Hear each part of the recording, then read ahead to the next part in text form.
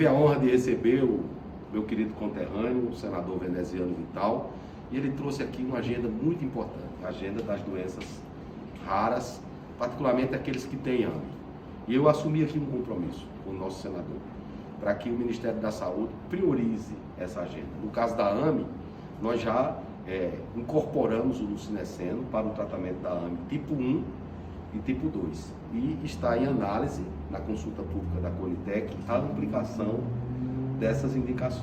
Então, é uma agenda do governo, todos sabem o compromisso que tem a nossa primeira-dama em relação às doenças raras, e esse compromisso, naturalmente, é do ministro, é do senador Veneziano e é de todos nós. Obrigado, ministro, pela sua atenção e gentileza, junto com a sua equipe, de acolher uma causa que o próprio Ministério já tem como mais do que justa e necessária. Ficamos muito felizes. Estou levando ao conhecimento dos companheiros que integram a Câmara Municipal, que pediram-me para que nós pudéssemos ter esse encontro, e generosamente o senhor, mais uma vez, como de sempre, abre a agenda para nos acolher. Obrigado mais uma vez. Aproveitar para mandar um abraço para a nossa querida Larissa Guerreira, né? Queridíssima e nossa amantíssima conterrânea paraibana e sua paraibana. presidência. Obrigado, ministro. Abraço. Um abraço.